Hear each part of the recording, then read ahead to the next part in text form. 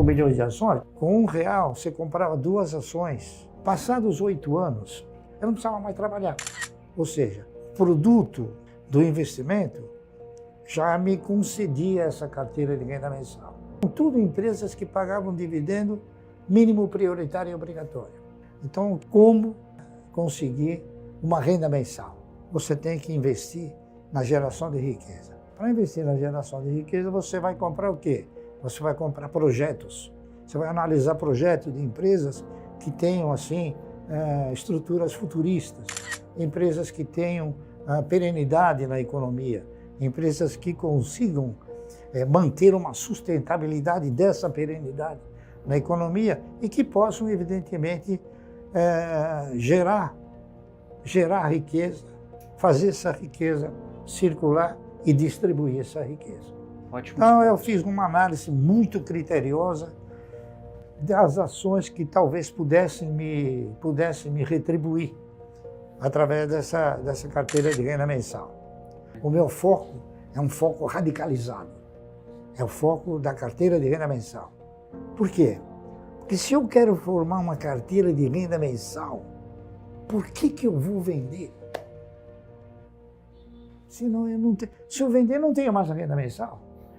São perguntas que a pessoa tem que se fazer a si própria e não ter esse desvio de conduta. A nossa postura, quando desenvolta na questão de montar a carteira de renda mensal, ela combinou alguns valores, não é isso? E qual um desses pensamentos? Eu tenho condições de ser dono? A pergunta, não. Então eu posso ser parceiro? Pode. Eu posso ser dono do Banco do Brasil? Não, jamais. Mas eu posso ser parceiro, por que não? Então eu falei, poxa, eu vou ser parceiro do banco. Hoje eu sou o maior acionista pessoa física do banco, você acredita? Certeza. Por devagarzinho. Então, por que o camarada não pode ser parceiro? Então isso daí estimulou em mim uma postura seguinte. Eu não quero ser um acionista minoritário. Eu quero ser um pequeno dono. Tá entendendo? Eu quero mudar a minha posição, é pequeno dono. Eu sou um pequeno dono. E com essa postura, então, você alcança o teu objetivo. Tá entendendo? Por quê? O dono não vende as ações. E o pequeno dono também não tem que vender. Tá certo? Ele compra.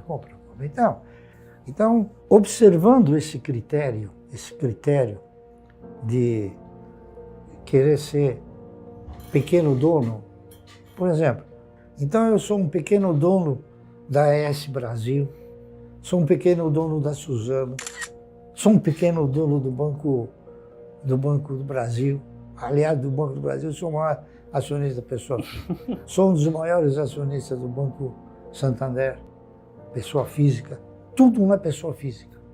Hoje eu sou um pequeno dono da Klabin. Você conhece a Klabin? Claro. Uma das maiores empresas do país, uma empresa que ostenta a direção que este país precisa. Ela investe na geração de riqueza. Ela gera riqueza, ela faz essa riqueza circular e distribui essa riqueza. Tá entendendo? Tomara muitas empresas tivessem a filosofia que tem hoje a Klabin. E assim sucessivamente.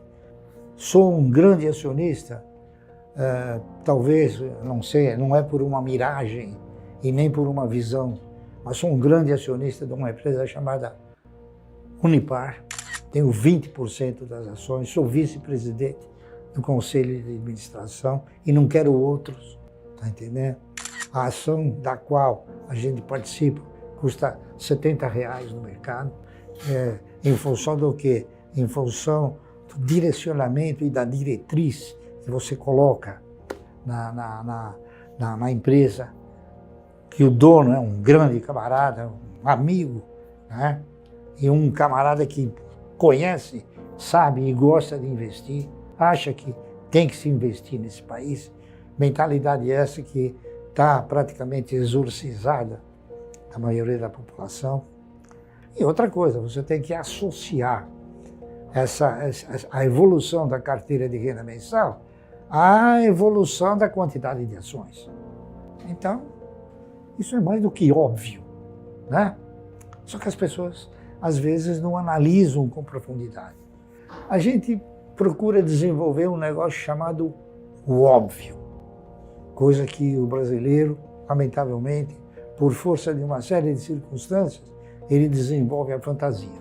O mercado de valores não é esse fantasma que muitos apregoam ser.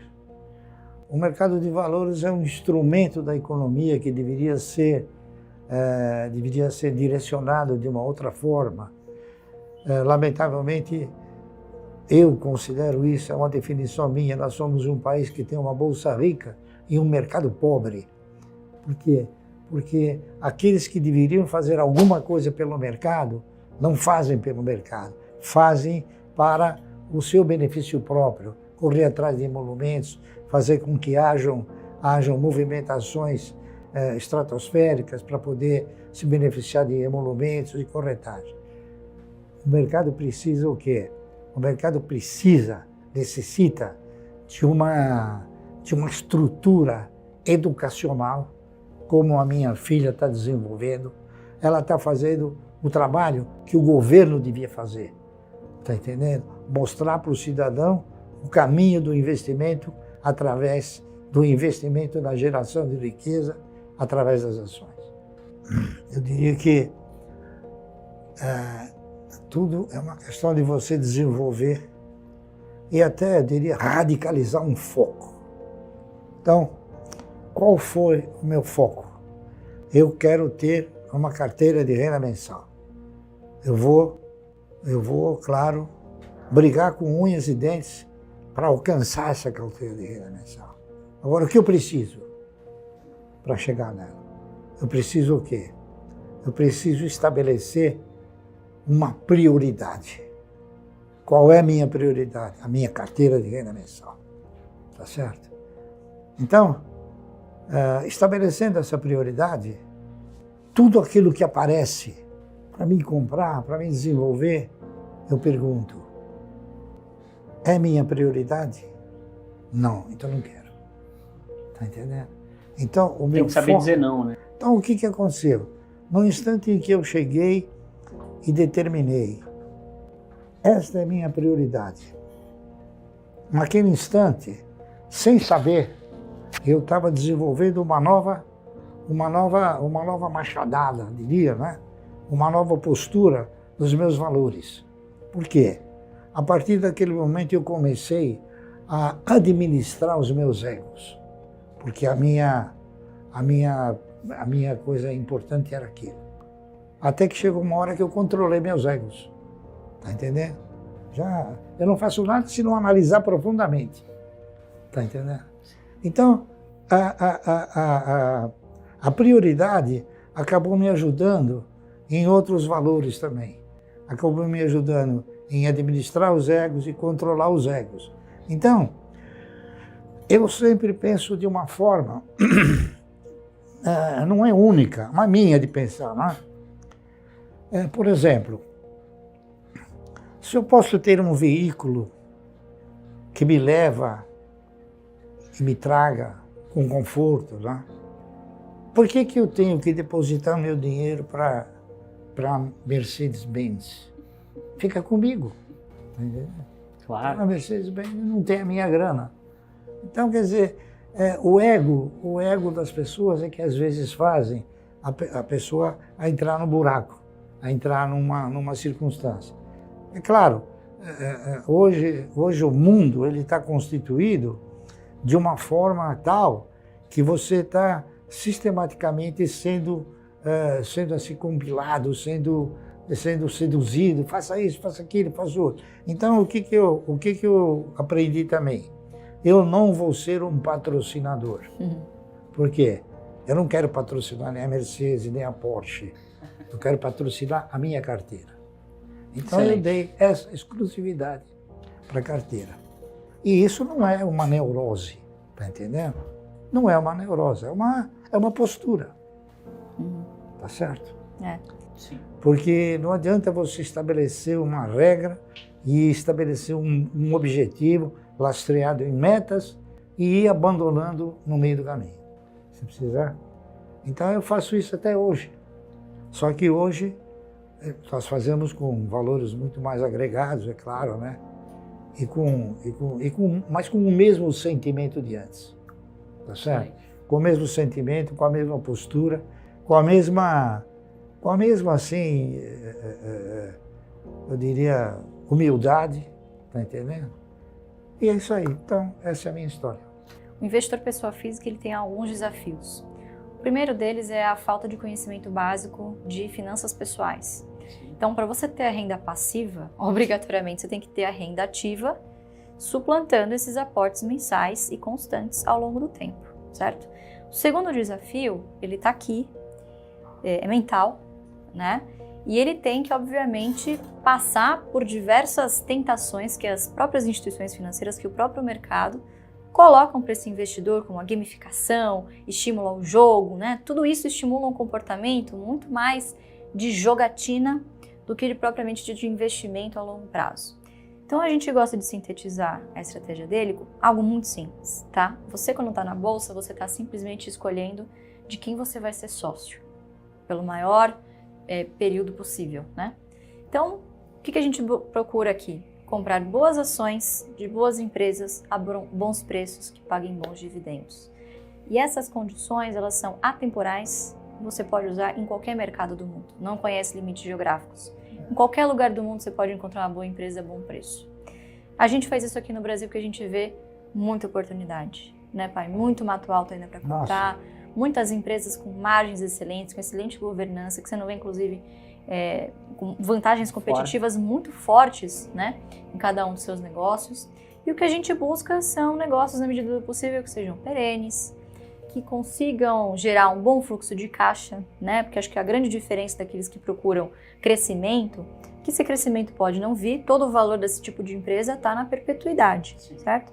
Uma empresa que paga dividendos, você vê, o gestor, ele se vê obrigado a remunerar o seu acionista, o que sobra, ele precisa de fato empregar em investimentos que tragam taxas de retornos que realmente valham a pena. Então, quer dizer, ele tem recursos mais escassos e, obviamente, quando ele precisa investir um volume maior, ele recorre àquele acionista cativo, né? Então, obviamente que ser acionista exige também não só momentos em que você recebe dividendos, mas momentos que você tem que contribuir para que essa empresa continue gerando fluxos de caixa que alimentem uma carteira de dividendos, né? Então, é uma relação de parceria que você tem que desenvolver, né? Então, raramente a gente faz vendas, é sempre pensando de quem eu vou me tornar mais sócio, né? Então, obviamente que esses são desafios de mentalidade, né, de você empregar os seus recursos corretamente, que você não ensina uma população que está tão acostumada com o correntismo a fazer uma coisa dessas assim numa velocidade tão rápida. Claro. Né? Então, imagina, ele vem fazendo isso desde a década de 70, a gente vem fazendo desde 2018, então é um trabalho de formiguinha, é um trabalho geracional também. Então, a gente acredita que a próxima geração vai estar muito melhor informada pelos seus pais, né, pelos seus familiares, de como seguir essa trajetória. Né? Primeiro, estude para ser o seu próprio gestor. Né? O custo de oportunidade de você delegar as suas decisões de investimento 100%, seja por falta de confiança, né, ou por até falta de tato com o mercado, né? Obviamente que a gente sabe que isso não é ensinado nas escolas. Então, estude para ser o seu próprio gestor. Né? O seu eu do futuro vai te agradecer lá na frente, né? E segundo, acho que mais fácil ainda do que você descobrir por onde começar na bolsa é por onde não começar, o que você não quer. Então, tenha um objetivo claro de onde você quer chegar, né? E escolha empresas que tenham a ver com esse objetivo. Então, que sejam perenes, que paguem bons dividendos, que sejam transparentes, tenham boa governança e evite aqueles setores mais cíclicos ligados a consumo, né? Como varejo, enfim, que tendem a ser setores bastante complicados, de altos e baixos, né? E que dificilmente remuneram bem o seu acionista. Então é fazer o feijão com arroz bem feito, por muito tempo. Você vai ser bem sucedido, exatamente. Excelente, excelente, Luiz. Tem essa filosofia que eu respeito, claro, né? Do cidadão ter a iniciativa própria, dele ser seu próprio gestor. Mas é muito difícil você ser seu próprio gestor, porque dificilmente alguém conseguiria alcançar a experiência que a gente conseguiu. Tá entendendo? Então, é como na medicina, né? Se você fica com um problema, o que você faz? Você não vai estudar medicina, você vai no médico, não é isso? Aí o médico fala, toma esse remédio. Você não vai estudar medicina e falar, não. No mercado também é assim. Você tem que procurar o bom profissional, aquele que realmente ostenta uma postura de raiz de mercado, aquele que tem condições de te proporcionar um bom direcionamento, tá entendendo? Então, e o aprendizado do aplicador, ele vai se processar com o tempo, tá entendendo? Se de repente você não consegue. Excelente. 50 anos. Ainda, não é da noite pro dia, ainda estou né? aprendendo. É verdade, é verdade. Então, a gente procura ser o quê? Um vitorioso nato. A gente não aceita a derrota. Mas a derrota ela é inerente do fato, né? Sim. Só que a gente tem poucas derrotas. Importante ter menos, né? E a gente briga para não ter, entendeu? Exato. Então é isso aí. O futuro não deste país. O futuro de todos os países é justamente esse. É você investir na geração de riqueza para que você possa gerar o quê? Tributo, emprego, entendeu? Eu vejo as autoridades, grandes autoridades, chegar até falar, não, investe em outro país. Isso aí é ridículo, né? Você tem que investir aqui. Agora, por que o cidadão não investe aqui? Porque se ele investir no outro país, o custo dele é bem menor do que aqui. Então, o empresário, ele quando toma a iniciativa de edificar um negócio, é claro, esse negócio ele tem que ter duas coisas fantásticas. Ele tem que ter custo e lucro, né? A pretensão aqui é que o cidadão não tenha lucro. Então ele não pode ter o negócio. Tá correto? Então você tem aqui uma série de ingredientes que maculam, que prejudicam essa filosofia. Primeiro você tem um tributo arrasador. Tá correto? São 34% que se paga. É uma coisa fantástica. Você tem o custo trabalhista, que é extremamente oneroso, com benefícios e direitos incalculáveis, coisas que não existem em outros países e que não é desumano, tá entendendo? A verdade é essa. Então, a gente já rodou algumas simulações. Se você fizer uma contribuição pelo teto, que hoje é de R$ 877, ao final de 35 anos, que é o tempo mínimo de contribuição, você vai ter um total de 0 patrimônio lá na frente, né? Recursos esses administrados pelo Estado, que a gente sabe que é extremamente ineficiente como gestor, né? E distribuidor de recursos. E você vai estar sujeito a um teto ali, corrigido, né, obviamente, mas daqui a 35 anos o teto seria mais ou menos de R$40 mil ao mês, né? Levando uma correção de 5% ao ano de INPC do teto hoje de R$ 7.500. Essa mesma simulação, esse mesmo aporte mensal de R$ 877, num investimento, sendo bem conservadora, considerando uma taxa de 10% ao ano de rentabilidade, somando dividendos, tudo aquilo que você, né, porque em determinado momento, aquilo que você coloca no bolso, a empresa te entrega igual, né? Tem uma zona de arrebentação em que a própria empresa, os próprios dividendos da sua carteira já tem uma robustez tal que você não precisa mais tirar do seu bolso. Então, essa mesma projeção de 35 anos no investimento previdenciário em bolsa, uma carteira de renda mensal, como ele fala, geraria um patrimônio de aproximadamente R$14 milhões e uma renda equivalente mensal a R$110 mil. Quer dizer, muito superior, né? E 35 anos passam voando, né? Muitos dizem que tudo que ele construiu se deve ao fato de ele ter sido pioneiro, de ter comprado ações a centavos, né? Entretanto, as pessoas se esquecem do nível de dificuldade que se tinha em investir naquela época. Então, você tinha uma assimetria de informações muito grande, você tinha um custo operacional maior. Então, quer dizer, para você descobrir uma jogada como essa, que é lucrativa, você tinha que ter acesso ao diário oficial, ler milhares de documentos, né? Hoje tudo, a gente vive na era da informação, é tudo muito mais fácil.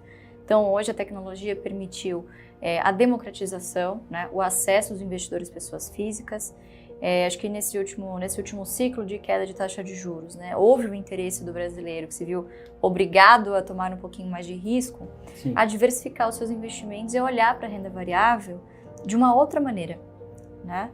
E eu acho que isso tem muito a ver também com essa nova onda de influenciadores, de educadores digitais, né? A internet é um grande palco, obviamente que algumas pessoas se aproveitam disso e acabam desvirtuando, mas acho que tem muitas pessoas fazendo um trabalho bem legal, acho que principalmente de conscientização, né? Investir é uma tarefa que é uma jornada, né? Não é uma corrida de 100 metros, é uma maratona, né?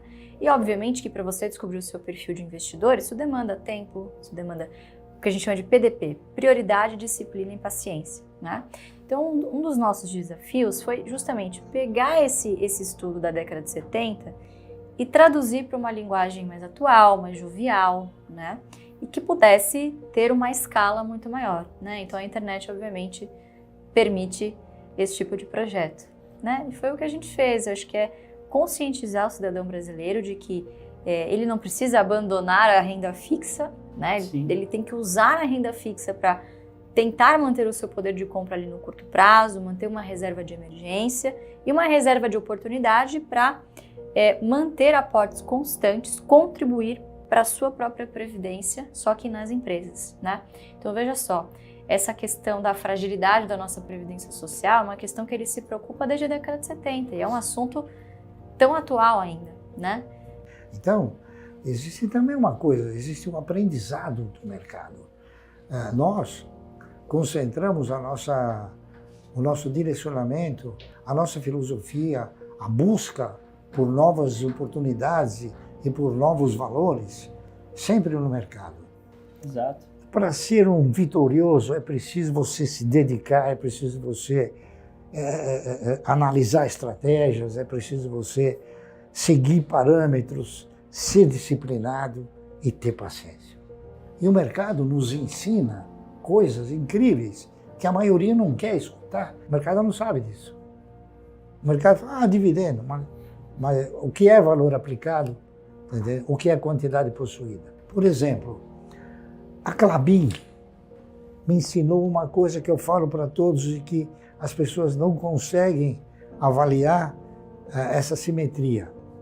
A Klabin me ensinou que dividendo você ganha por quantidade possuída, não por valor aplicado. Então o mercado me ensinou isso. Me ensinou, eu apliquei no projeto. E aplico no projeto. Então a Klabin ela paga um dividendo assim. E eu recebo isso de dividendo. Por quê? Porque eu tenho isso de ações. Então ela me ensinou. E a gente tem que fazer isso. A função de uma instituição brasileira que se preze com vocês é justamente isso. É tentar mostrar para o indivíduo algo que vai lhe causar benefício, não malefício. Tá certo? Sim. E esse é o meu legado. Esse é o legado que eu quero deixar. Esse é o projeto que eu quero desenvolver. Eu gostaria que nós fôssemos uma instituição que ensinasse a todos como conseguir um conforto financeiro. Tá certo? Então, nosso país é um país que precisa ter um choque anafilático em termos de economia e em termos de direcionamento, para que ele possa, então, talvez, um dia não ter mais ninguém na rua, como tem hoje.